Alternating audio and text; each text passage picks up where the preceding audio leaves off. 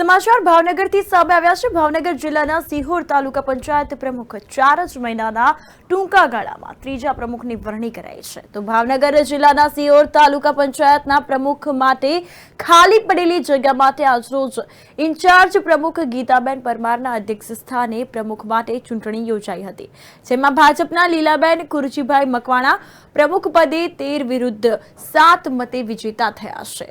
कांग्रेस द्वारा उभा रहेला उम्मीदवारने 7 मत मळ्या हता। उल्लेखनीय छे के तालुका पंचायतमां कांग्रेसना 8 जीतेला सभ्यो छे, तेमांथी पण आजे एक गैरहाजर रहता अनेक तर्क वितर्क थया हता।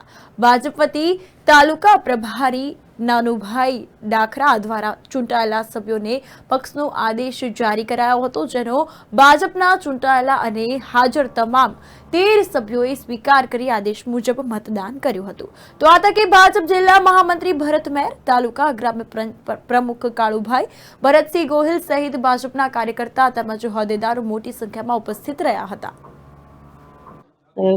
વિકાસ કરશો ગમે ગામનો ને પાર્ટી કહેશે પણ તાલુકાનો પ્રમુખ તરીકે માં કહેશે। સિહોર તાલુકા પંચાયતના પ્રમુખની ચૂંટણી હોય। ભારતીય જનતા પાર્ટીના 13 સભ્યોએ બહુમત મતદાન કરી અને ભારતીય જનતા પાર્ટીના પ્રમુખની નિયુક્તિ કરેલ છે। અન્ય પાર્ટીના 8 ઉમેદવાર હોય પણ એક ઉમેદવાર અન્ય કારણોસર હાજર નહીં રહેલ। વિપક્ષના લોકોએ 7 લોકોએ મતદાન કરેલ છે અને ભારતીય જનતા પાર્ટીના ઉમેદવાર પ્રમુખ તરીકે આજે ચૂંટાયા છે।